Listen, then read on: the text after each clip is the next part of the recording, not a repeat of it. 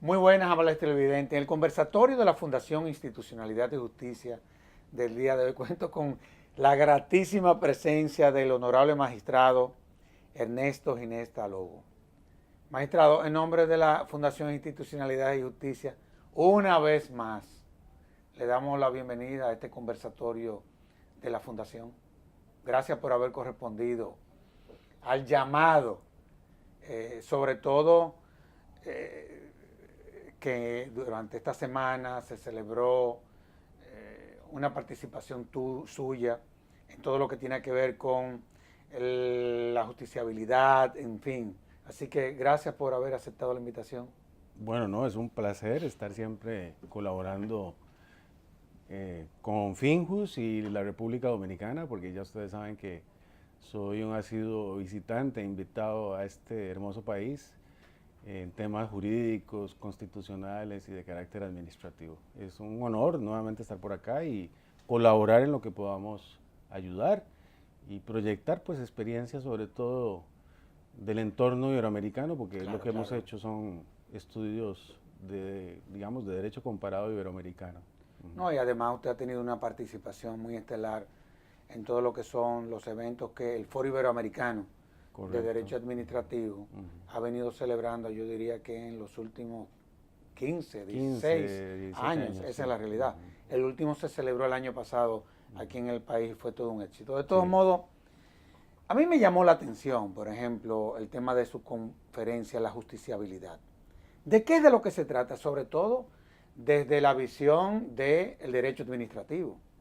Sí, bueno, esencialmente, Servio, es el tema de que toda manifestación de la conducta administrativa, cualquier, actuación de las administraciones públicas debe ser objeto o pasible de ser controlado y de ser fiscalizado ante la jurisdicción contenciosa administrativa. Si podemos utilizar un término más amplio que es justicia administrativa.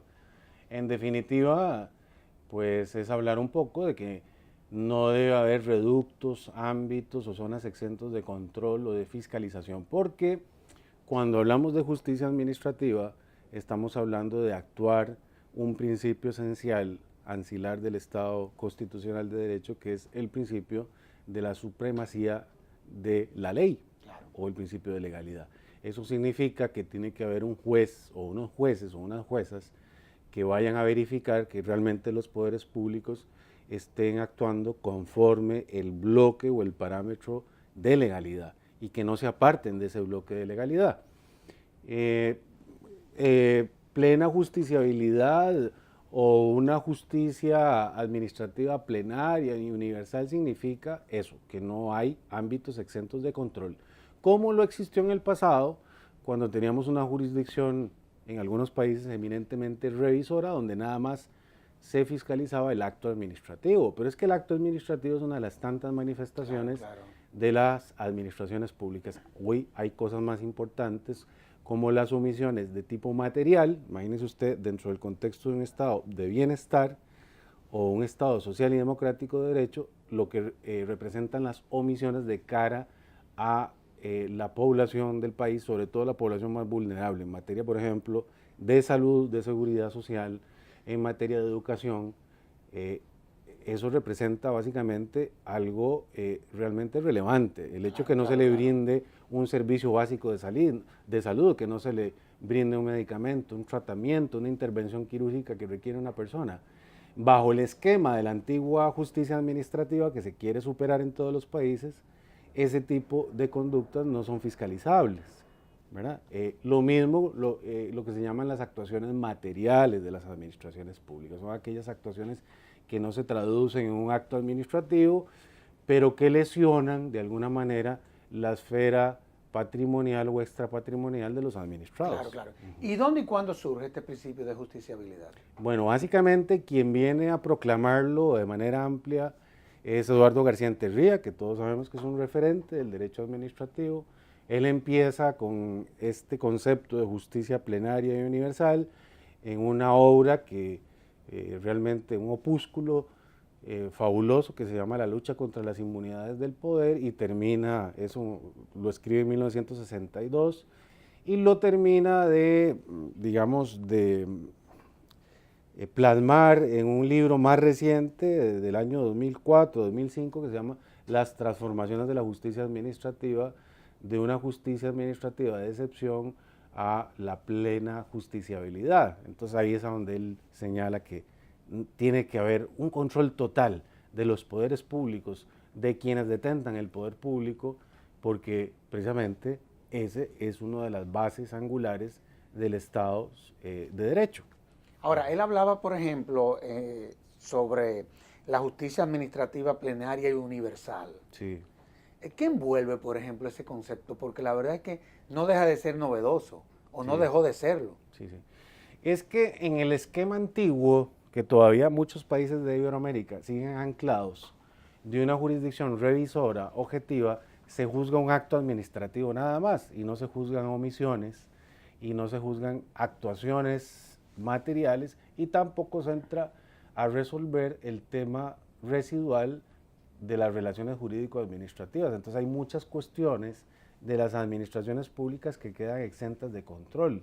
Entonces la plena justiciabilidad es llevar o tener el ciudadano, el administrado, la posibilidad de discutir cualquier conflicto que tenga con las administraciones públicas, sea por conductas activas u omisivas. Ahora, nosotros tenemos desde el 2010, sí, en la Constitución, muy claro, inclusive tendremos que legislar en esa dirección, porque aun cuando tenemos una ley, la 107-13, que es la de la relación entre la administración y el ciudadano, hay una serie de vacíos en cuanto a la responsabilidad patrimonial de las instituciones y o sus funcionarios.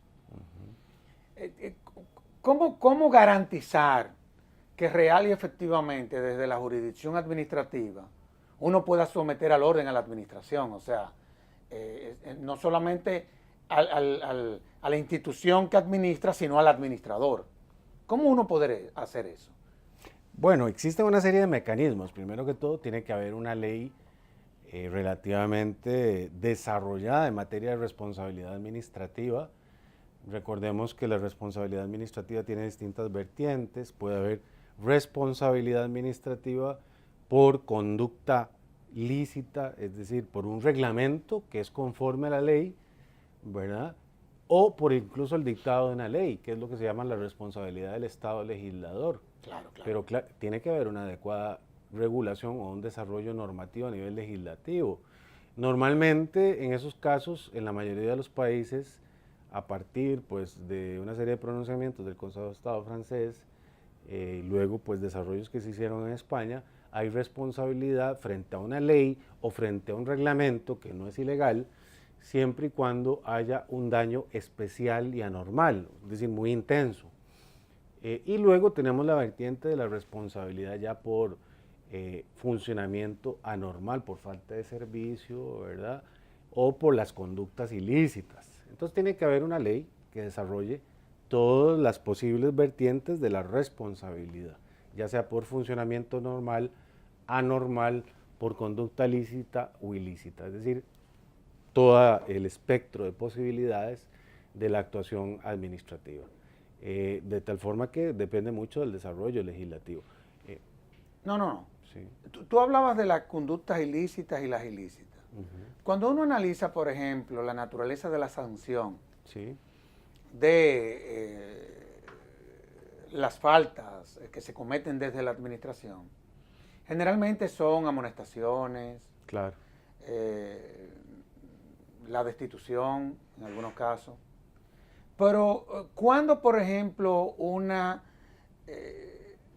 cuando deja de ser estrictamente administrativa la sanción en un delito administrativo, y me explico, no siempre generalmente una omisión o una acción indebida de la administración genera una sanción administrativa, sino que también puede generar una sanción de tipo penal. ¿Cómo deslindar eso? O sea, ¿cómo funcionaría el sistema? ¿Quién se sobrepone a quién? Claro. Hay un tema a nivel iberoamericano y quizá mundial, y es que en muchas ocasiones el daño que comete un aparato administrativo es un daño anónimo, es decir, el administrado no sabe quién provocó el daño porque las administraciones públicas actúan a través de grupos de funcionarios. Pero igual hay muchas ocasiones en que sí está plenamente identificado el funcionario o la funcionaria que cometió el daño o la lesión. En esos casos está probado que la mayoría de las administraciones públicas asumen el pago de la indemnización frente al administrado por el daño provocado, pero no ejercen la acción de regreso o la acción de recuperación de lo pagado frente al funcionario culpable. Claro. Entonces esto se convierte en un tema que está erosionando fuertemente la hacienda pública y los presupuestos públicos, porque hay una suerte de inercia, de indolencia de los poderes públicos a la hora de ejercer la acción de recuperación de lo pagado frente al funcionario realmente responsable. Porque en la mayoría de los casos te digo que hay un funcionario identificado. Habrá casos excepcionales donde no se identifica ese funcionario. Entonces, por ejemplo, se han dado estudios en el sentido de que las administraciones no ejercen esa, y eso supone un empobrecimiento ilícito de las administraciones públicas, porque a raíz de una falta de un funcionario, están pagándole con el erario público a un administrado. Entonces, habría que mejorar, digamos, las políticas de recuperación de lo pagado frente a terceros, el administrado que se merece siempre que le sea resarcido su daño, cuando un funcionario plenamente identificado ha cometido la falta. Y esa falta puede ser por dolo o por culpa grave, en cuyo caso no cabe la menor duda de que hay que cobrarle a ese funcionario. Hay que mejorar entonces los sistemas, creo yo, para hacer esos cobros, y obviamente el régimen disciplinario creo yo que hay que remozarlo y hay que redimensionarlo, porque habrá situaciones en que un funcionario reincidente en la causación de un daño a terceros administrados podría ser causal de suspensión o eventualmente de despido. Es decir, habría que mejorar en ese sentido, porque puede ser perfectamente un funcionario negligente, no estoy diciendo que todos lo sean, ni que la gran mayoría, pero puede ser un funcionario reincidente y negligente. Inclusive nosotros estamos trabajando una propuesta para regular esa responsabilidad patrimonial, ¿verdad? Sí. De las instituciones o del funcionario. Y uno de los aspectos que estamos tratando de ver cómo podemos dejar bien claro es ese derecho de repetición que tendría la administración frente a un funcionario que viene cometiendo ese tipo de errores. Ahora, yo quiero volver al principio de plena justiciabilidad, porque la verdad es que no deja de ser interesante. Sí, claro. Honestamente hablando te lo digo. Yo creo que el profesor de Enterría se inmortalizó cuando decidió irse por esa dirección. Y es que relación tiene con el modelo del Estado social y democrático de derecho, este principio. Sobre todo en países como los nuestros, sí, en donde, si bien es cierto que en nuestras constituciones, habiendo sido liberal, pasaron del concepto liberal al concepto de Estado social y democrático de derecho, pero ¿cómo se puede materializar eso? O sea, ¿qué relación hay entre este principio de justiciabilidad y el Estado social y democrático de derecho? Bueno, eso es una relación muy interesante, y es que en el concepto del Estado liberal de derecho, el Estado policía, recordemos que regían en su máximo esplendor los llamados derechos de primera generación, civiles y políticos, y regía aquella máxima conforme a la cual pues, el Estado no debe interferir en la vida privada. Es un poco el liberalismo económico, la laissez-faire, la laissez-passer. Claro, claro, claro. Lo mismo en el ámbito jurídico. Entonces el Estado es un Estado policía, es decir, un Estado gendarme que debe verificar que se respete las libertades de carácter civil y político, y ahí cumplía el Estado con su misión. Cuando damos el paso al Estado social y democrático de derecho, estamos hablando de un Estado proactivo, un Estado que brinda prestaciones positivas a los ciudadanos. Estamos hablando de servicios públicos efectivos. ¿Esos servicios públicos efectivos para qué son? Básicamente para erradicar las desigualdades reales y efectivas que hay en conglomerado social, porque sabemos que hay gente que no tiene posibilidad de acudir a la medicina privada, entonces tiene que acceder a la medicina pública. Hay gente que no puede tener a sus hijos en las escuelas o los centros de educación privados y tiene que acudir a la educación pública. Una administración prestacional. Veamos entonces qué interesante, cómo en el Estado liberal de derecho, en el Estado de policía, operaba el principio de prohibición del exceso. Es decir, ese Estado de policía o gendarme no debía ir más allá para no interferir la libertad y la propiedad de las personas, pero en el Estado social y democrático de derecho, en el marco de una administración prestacional, no una administración de limitación, que es la fase anterior, se requieren servicios públicos. Y entonces rige el principio de interdicción o de prohibición del defecto. Es decir, los poderes públicos no pueden ser omisos y no pueden caer en defecto, ¿verdad? Dejando de prestar servicios esenciales para garantizarle un mínimo vital a los ciudadanos, sobre todo a los ciudadanos desfavorecidos porque pertenecen a grupos en desventaja o porque pertenecen a capas y estratos, digámoslo, socioeconómicos necesitados, es decir, de que con alguna desventaja desde el punto de vista socioeconómico. Qué bien. Cuando uno habla de principios, muchas veces,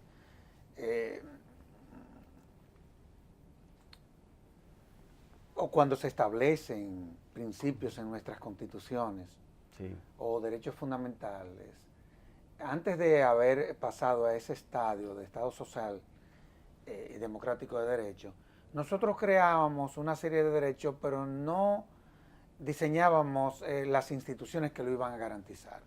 Esa era una manía que había. Sí.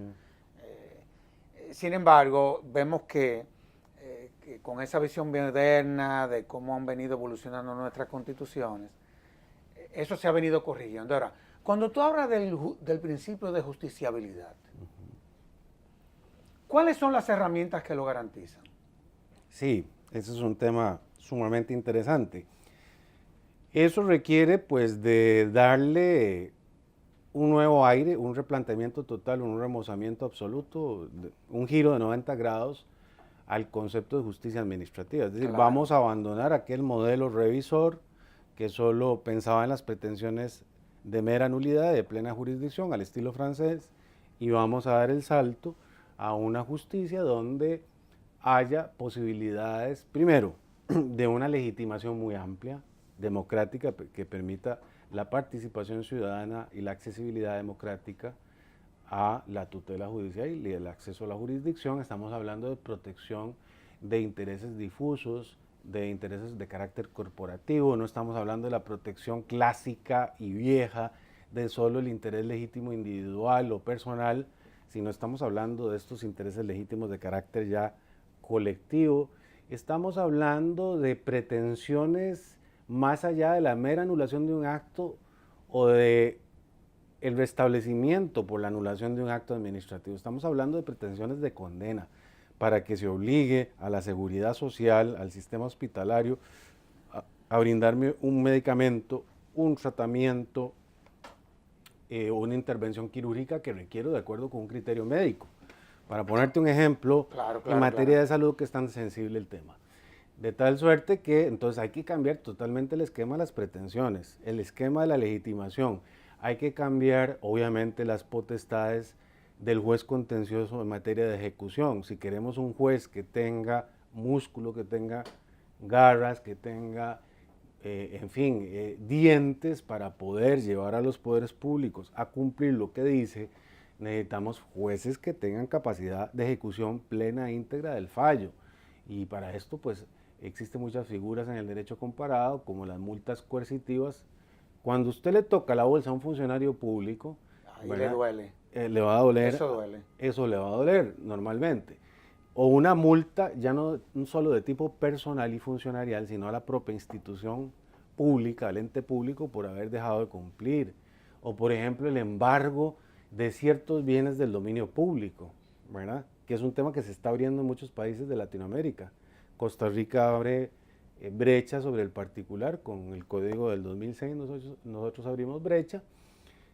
Podés embargar bienes del dominio público siempre y cuando no sean de aprovechamiento común. Es decir, no puedes embargar una playa, un parque, un río, la zona marítimo terrestre, porque están librados al aprovechamiento común, o no puedes embargar un bien destinado a la prestación de un servicio público esencial en materia de salud, educación, seguridad. Pero hay otros bienes de las administraciones públicas que sí pueden ser embargados. Y recordemos que también las administraciones públicas tienen una esfera patrimonial representada por el llamado dominio fiscal. Son aquellos bienes que no están destinados a un fin público. Entonces eso se puede embargar. De tal suerte que eso nos lleva luego el tema presupuestario, es decir, cómo podemos nosotros presionar a través de un juez de ejecución con mucho poder para que una administración pública sea compelida al cumplimiento efectivo. Bueno, se han ideado mecanismos como por ejemplo la suspensión presupuestaria, es decir, un ente público, lo tenemos en nuestro país, en Costa Rica, no se le aprueba un presupuesto extraordinario, ni una modificación presupuestaria, ni un nuevo presupuesto hasta que cumpla con esa obligación que se impuso en una sentencia. Oye, pero no hay duda de que Costa Rica en esa materia ha avanzado, porque la verdad es que nosotros, y eso lo estoy diciendo yo, claro, tenemos muchas limitaciones. O sea, nosotros tenemos el principio de inevitabilidad del Estado. Sí. Oye, y eso es un acto de crueldad, en honor a la verdad. O sea, hasta tanto un Estado no sea capaz de que sus decisiones se le impongan. Así es. Por la vía que sea, tú estás propiciando el desorden cuando el derecho administrativo lo que procura es someter al orden a la administración. Correcto. De una u otra forma. Ahora, yo tengo que hacer un cambio, pero hay una pregunta que yo siempre te la he querido hacer. Tú has sido juez de la Sala Constitucional de Costa Rica, llegaste a ser su presidente hasta hace unos días. Una semana. Tú eres administrativista, pero también eres constitucionalista. ¿Cuándo el administrativista deja de ser constitucionalista y cuándo el constitucionalista deja de ser administrativista? Porque una cosa es que hay uno que controla el poder, pero hay otro que lo somete al orden, a la administración. ¿Cuándo tú separas, no, porque claro, yo no te voy a decir que tú seas bipolar. El tema es que hay temas que son de naturaleza administrativa y hay otros que son de naturaleza constitucional. Sí. ¿Cómo tú resuelves el problema, siéndote honesto? Sí.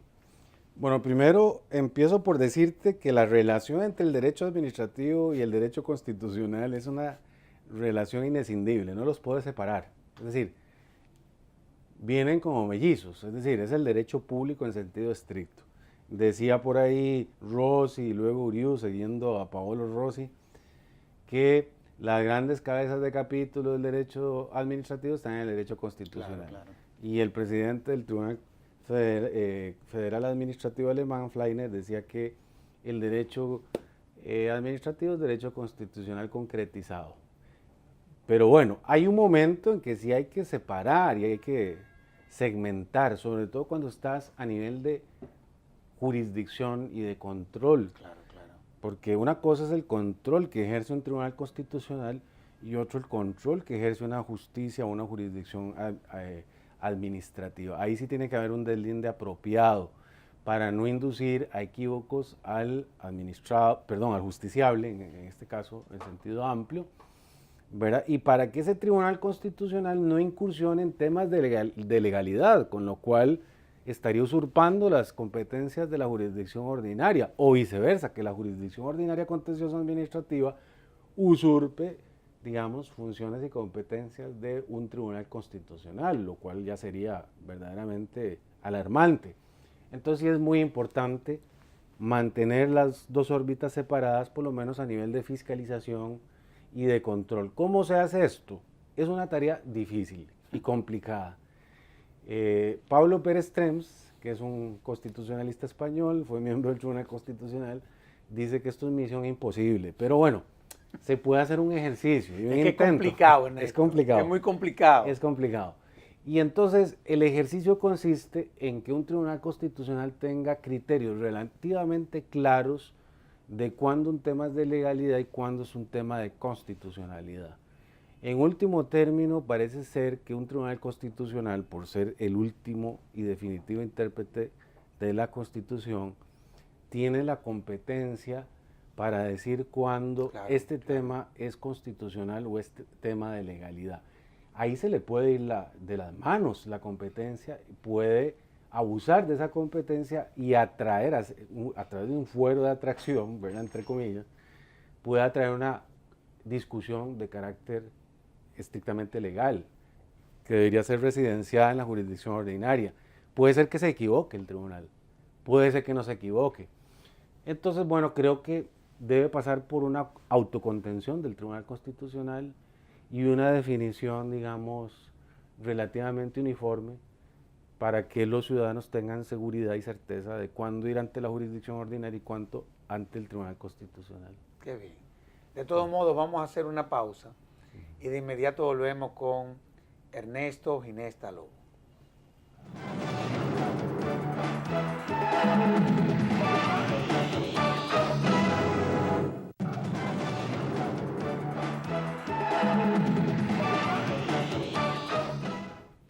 Ernesto, hay autores que abordan la tesis de la justiciabilidad de los derechos económicos, sociales y culturales. Partiendo de la base de estos derechos, ¿son esencialmente justiciables? ¿Son justiciables los derechos económicos, culturales? En mi criterio sí, es decir... Porque hay un debate, ¿eh? Claro, claro, hay un debate. Por supuesto que sí. Hoy día en Europa la tendencia es a considerarlos como no justiciables. Y, por ejemplo, la Constitución española consagra estos derechos en la tradición latinoamericana nítidos y claros. ¿Pero hay mecanismos que lo garanticen? En Latinoamérica sí, digamos a nivel nacional, algunos países los tienen, no todos los países, conste, porque es un tema complicado. Un tema complicado. Sí, desgraciadamente en algunos países el tema, por ejemplo, del derecho a la vivienda, es un derecho que te pongo que en buena parte depende de ciertas políticas públicas, ¿verdad? A nivel de crédito, a nivel de facilidades para los ciudadanos, etcétera. Entonces, algunos países y algunos tribunales, cortes o tribunales constitucionales lo ven como etéreo. Pero bueno, en definitiva, tiene que haber plena justiciabilidad, plena exigibilidad de estos derechos. En el sistema interamericano, de otra parte, si bien es cierto, existe el Protocolo de San Salvador, que es el protocolo relativo a los derechos DESC, económicos, sociales y culturales, la Corte Interamericana tiene limitada la competencia respecto de algunos derechos DESC del Protocolo de San Salvador. Pero la Corte Interamericana ha ideado una figura jurisprudencial que se llama los derechos puente. A través, por ejemplo, del derecho a la vida, le ha entrado a temas como el derecho a la salud y la seguridad social. Es un tema interesante, es decir, cómo la Corte, por lo menos en esa materia, ha sido un poquito progresista y ha utilizado esta figura de derechos puente para abrir un poco la protección respecto de derechos económicos, sociales y culturales. Pero sí, es cierto, no hay, digamos, en el sistema interamericano como, digamos, claro que están regulados, pero hace falta, digamos, un régimen más claro, más preciso de protección ante, en este caso, la entidad regional de protección. Y a nivel nacional hay muchas falencias de legitimación, ¿verdad?, para pedir la protección de este tipo de derechos. A tu juicio, y partiendo de esa visión que tú tienes del derecho administrativo y del derecho constitucional, ¿tú crees que desde el punto de vista del impacto tiene la misma importancia el principio de justiciabilidad en el derecho administrativo como en el derecho constitucional? La misma importancia, es decir, para ser ciudadanos integrales, para ser personas en un sistema político, jurídico, en una organización, como se quiera llamar, Estado, y no ser siervos menguados. Tenemos que tener la posibilidad de impugnar sin ningún obstáculo cualquier manifestación del poder político o del poder administrativo. Cuando uno habla, por ejemplo, de derecho administrativo y de derecho constitucional, evidentemente que eso tiene un impacto político. Sí. No hay forma de tú deslindar. Sí. Yo no te voy a decir que la política, aunque es difícil deslindarla, la política, en todo lo que tiene que ver con una jurisdicción administrativa o con una jurisdicción constitucional. Es muy difícil. El impacto de la política en todo esto, y sobre todo partiendo de lo sensible que es para la administración, el que se le someta al orden, el que se le controle el poder, porque a fin de cuentas uno tiene que ser moderado, o sea, administrando, digamos así, este tipo de derecho, digamos, te lo estoy tratando de plantear con sinceridad. Sí, sí. Los jueces, de una u otra forma, tienen una génesis política. O sea, entonces, tú llegar por la política a ocupar una posición en donde tú termines poniendo al orden a los políticos, ¿cómo manejar eso? Claro. Bueno, control de legalidad, justicia administrativa, control de constitucionalidad, justicia constitucional, dos componentes, en eso coincido plenamente contigo, Servio, dos componentes básicos del engranaje del Estado constitucional de derecho, que tienen tremendos ingredientes políticos.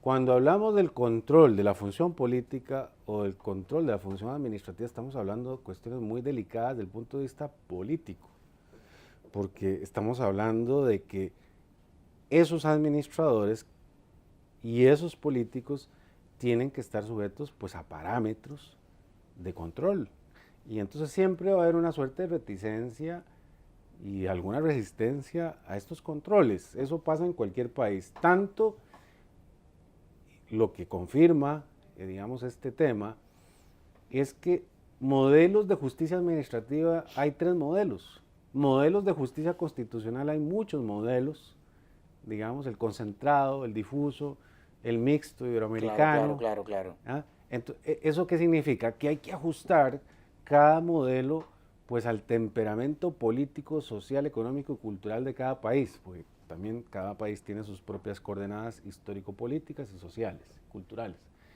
Pero sin renunciar nunca a la posibilidad que tenga el ciudadano, la persona, por su dignidad intrínseca, ¿verdad?, que se la da la Constitución, de controlar cualquier forma de manifestación del poder. Tú hablabas ahorita sobre los derechos difusos, Sí. Los derechos colectivos, de una u otra forma. Nosotros, en virtud de lo que establece la Constitución, una de las instancias que pueden contribuir a garantizar esos derechos es la figura del defensor del pueblo. Generalmente cuando se quieren reclamar o hacer peticiones sobre la base del ejercicio de estos derechos, esa es la instancia. ¿En Costa Rica cuál es? Bueno, en Costa Rica ahorita lo tenemos contemplado en la justicia administrativa. Sigue siendo la justicia administrativa. Y en la justicia constitucional. Primero fue en la justicia constitucional, desde 1989, hay una legitimación colectiva. Bueno, imagínate tú, temas tan sensibles para grupos colectivos y de intereses de todos y de ningún ciudadano, o sea, difusos, como en materia ambiental, en materia de patrimonio cultural, patrimonio natural del Estado, el tema derecho al consumidor. Derecho al consumidor, derecho a la competencia. O sea, estamos hablando de temas muy gruesos. Muy complicados. Si no tenemos legitimación colectiva en estos campos, obviamente vamos a tener una justicia menos accesible y menos democrática. Y en el 2006, el tema se pasó al Código Procesal Contencioso Administrativo para que ante la justicia administrativa sea igual. Además, existen ciertos casos donde la legislación ambiental, por ejemplo, ha ido abriendo brecha, contemplando acciones populares, que va mucho más allá ya de los intereses difusos y corporativos, porque ya la acción popular es que cualquier persona, por el mero interés, digamos, de que haya una corrección en la actuación pública, pueda presentar una demanda, ¿verdad? Pero normalmente aquí se sigue el principio en la doctrina de la reserva de ley, es decir, la acción popular tiene que ser reserva de ley, porque si no también entrabamos todo el aparato administrativo y el aparato de gobierno en general, porque llega cualquier persona y lo puede entorpecer. Una de las cosas que, por ejemplo, nosotros hemos analizado en los congresos que hemos hecho en el marco del Foro Iberoamericano es todo lo que tiene que ver con las contrataciones públicas. Sí. ¿Cómo tú has visto que eso ha venido evolucionando en países como los nuestros? Por ejemplo, eso lo estoy diciendo yo. Muchas veces se diseñan leyes, sobre todo en materia de contrataciones públicas, que se terminan en su implementación desvirtuando y terminan siendo herramientas para financiar el sistema político de países como los nuestros. Yo sé que tú eres juez, que eres de otro país, yo te estoy planteando el problema. Tú manejas muy bien el tema de las contrataciones públicas también, porque te ha tocado en todo lo que es tu jurisdicción conocer muchísimos casos, y Costa Rica, que es uno de los países más avanzados en cuanto a los niveles de transparencia, en fin, a los niveles de institucionalidad. ¿Cómo tú has venido observando que ha venido evolucionando las contrataciones públicas? Por lo menos dímelo en el marco del Foro Iberoamericano, para que no tengamos que caer en nada en particular. A nivel global, mundial, y no solo en el entorno iberoamericano, digamos, el camino de la contratación pública es concentrarse en los procedimientos de contratación para evitar la corrupción, el dispendio del recurso público, la lesión de la hacienda pública. Es decir, ya no interesa tanto el régimen sustancial del contrato de suministro o del contrato de obra con servicio público, o si se quiere el contrato de fideicomiso público, sino los procedimientos de selección del contratista para evitar la opacidad, claro, y garantizar una plena publicidad y una plena transparencia y además una libre concurrencia. Yo diría que aquí los tres pilares fundamentales, ese trípode de la contratación global moderna, son básicamente el principio de igualdad, el principio de libre concurrencia, ¿verdad?, y el principio de transparencia o de publicidad. Adicionalmente se está dando un fenómeno interesante a nivel de tendencia global y obviamente en el entorno iberoamericano, que es marchar hacia la llamada contratación verde. Es decir, recordemos que la contratación pública en Iberoamérica mueve el 16% del Producto Interno Bruto. Definitivamente. Okay, lo cual le permitiría a los estados o le permite a los estados impulsar grandes políticas. Aquí es el 23% del presupuesto nacional. Imagínate tú. Entonces, a través de la contratación verde lo que se está haciendo es que se proteja el ambiente en lo que es la adquisición de bienes y servicios para la limpieza de edificios públicos, por ejemplo, que no sean contaminantes, que sean amigables, construcción de instalaciones públicas con eficiencia energética, contratación de muebles de madera que tengan un certificado de trazabilidad para que no vengan de una explotación forestal irregular, cosas de ese tipo, ¿verdad?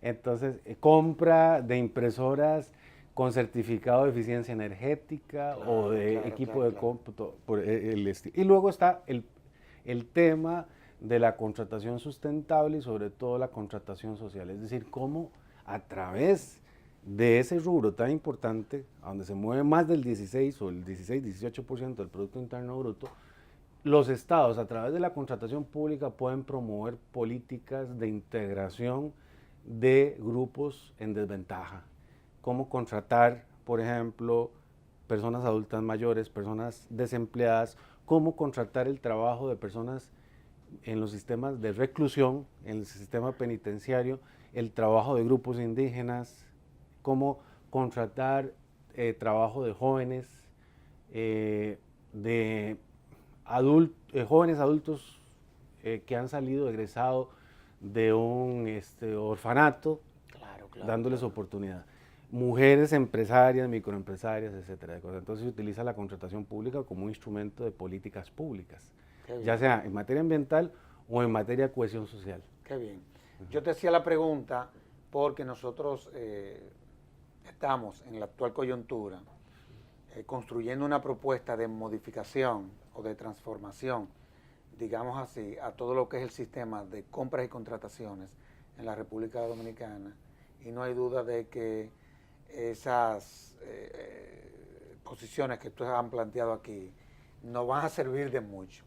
De todos modos, es increíble, Ernesto, pero ya tenemos una hora hablando. Se me ha pasado rapidísimo. Increíble, increíble. Se aprende cuando uno conversa contigo. Y en nombre de la Fundación y del país te agradezco no solamente que haya correspondido a la invitación del conversatorio, sino también que viniste invitado por la Fundación Institucional de Justicia y por la Cámara de Diputados. Sí. Y en esta semana diste una conferencia monumental sobre precisamente el principio de justiciabilidad en el área administrativa, que sin lugar a dudas nos va a impactar en todo lo que tiene que ver con esa jurisdicción. Así que muchísimas gracias. Honrado y agradecido con la invitación y siempre a la orden aquí en República Dominicana y en la FINJUS. Y nos vemos en agosto, en donde tendremos un seminario sobre la jurisdicción contenciosa administrativa y las contrataciones precisamente públicas, de nuevo, en donde tú serás uno de los expositores. Así que muchísimas gracias. Con mucho gusto, a la orden. Y a ustedes, amables televidentes, les decimos hasta la próxima, en donde estaremos en un nuevo conversatorio de la Fundación Institucionalidad y Justicia. Hasta entonces.